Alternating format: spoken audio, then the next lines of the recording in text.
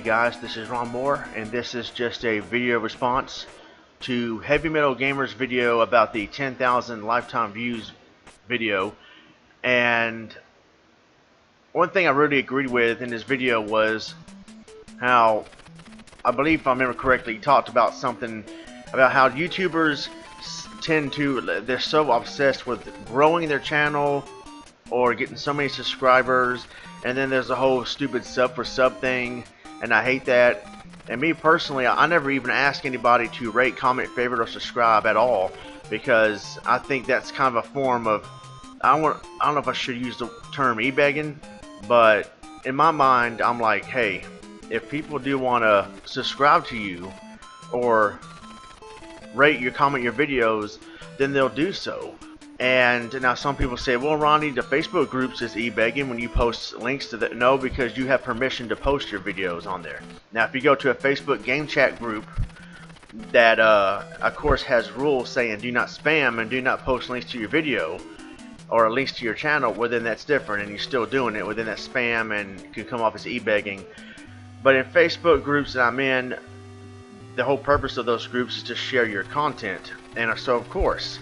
And but I don't ever believe in asking for subscribers or rates or favorite and all that stuff. If people want to do it, they'll do it.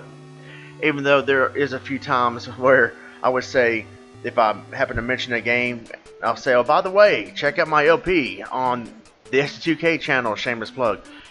And of course I don't really, I kind of say that in a half joking manner, but not really begging for people to do it. But anyway, regarding Heavy Metal Gamer's video, I've seen this a lot in Facebook groups and everywhere else, on YouTube and Twitter. People are trying so hard to get noticed and trying so hard to grow their channel or to get more subscribers. And I'm not talking about sub for sub or even, hey, please comment, favorite, rate, and subscribe. But I've seen and noticed people over the past 10 years that I've been doing this, that people are so obsessed with being successful on YouTube. Now you might think, well, what's the point of being on YouTube if you're not going to be successful? Well, the point is to have fun. I mean, there's nothing wrong with wanting to be successful and blow up. I mean, I would always hope to, you know, have a good amount of subscribers or views or whatever. I mean, right now I have 720 something subscribers, which is pretty cool. There's nothing special, spectacular, but hey, you know, that's pretty cool. Even if I had less than that, I would still do what I'm doing because I already have fun doing it. And it's more fun when people interact with you and comment on your videos and all that stuff. But I've noticed people over the years who are just, they're really getting burned out, not because they're just getting bored, but because their channel is not big, or is not at where they thought it would be. This September will be 10 years that I've done videos on YouTube, and I thought by now, or a long time ago, I would have had 1,000 subscribers by now, but I don't. And I think part of the reason is because YouTube did a purge where they got rid of dead accounts, and that's fine because at least that makes our subscriber count more legit. And I remember a video response I did to Magus in 2009 where people were saying, I'm leaving YouTube because I don't get enough views or comments. And he said how stupid that was. And I agreed. I mean, it should be all about having fun. It should be about, are you really enjoying making content on YouTube? And if not, then you should just stop. Not delete your channel, but just stop. And, you know, I mean, some people just fade off into the sunset with no warning. And some people hate that because they're like, well, why couldn't they say goodbye? Why couldn't they give us a warning, or not a warning, but just a heads up saying, hey, I'm about to quit because I'm just getting bored with this. Well, I mean, some people just like to kind of quietly fade off to the sunset, and I have no problem with that. That's probably how I'm going to end up quitting one day.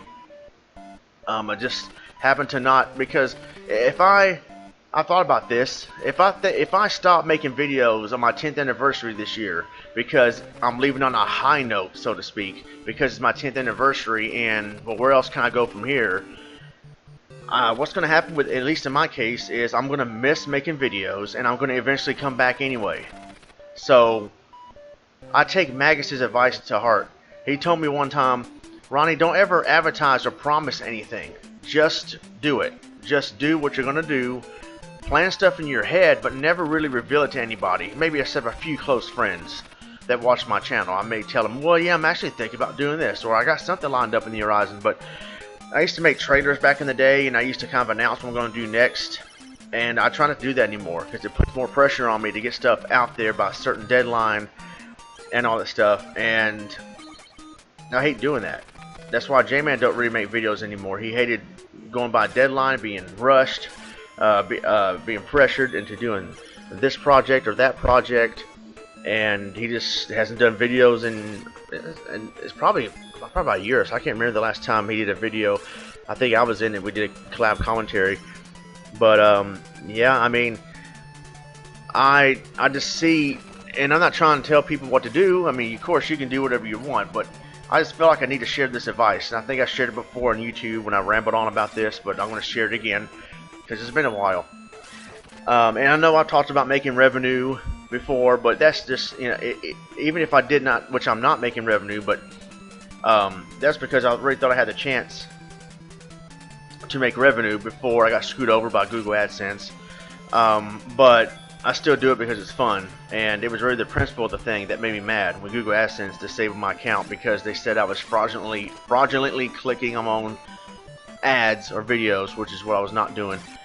But my advice is this, guys: YouTube, and Jedi has said this before, YouTube is supposed to be for fun, not drama, not to stress over being successful. Even if my channel was very popular and spread like wildfire and had 1 million something subscribers, I'm doing it for fun. I mean, now if I did get 1 million something views or millions of subscribers, then I probably would monetize, because that's a good way to get money on the side at least. But I'm not going to really necessarily depend on it paying bills and all that stuff, and I would still just do it for fun. Some people on YouTube are so obsessed and would do almost whatever it takes, whether it be clickbait, sub for sub, just to get more views and get bigger on YouTube. And it becomes more work for them than it does play, and they're miserable. What's the point? I mean, yeah, you're trying to get big, but I mean, is it really worth it? And I remember, I'm not going to say this YouTuber's name. I don't have a problem with them. I don't want to mention their name, but a while back he did a video where he was saying, hey, help me to gain an X amount of subscribers, and if you do that for me, I'll do an LP of this game right here. But you gotta help me get this milestone first. Help me to reach this milestone of subscribers, and then I'll promise I'll let's play this game right in front of me right here. And some people had to get on to him about that, saying this is dumb. If you really want to play the game for these people, just do it. And I thought the same thing. I'm like, man, don't make an ultimatum. I mean, just do it. Just do it. Don't so much stress over getting a milestone or certain subscriber base or whatever, because I mean, you're stressing yourself out and it's not as fun. Me, I still go my own pace here on YouTube, and there's been times where people are wondering, well, when's the next part going to be uploaded? And of course, I tend to finish what I start, but life comes first, and this is just a hobby. I'm not going to push myself to an unhealthy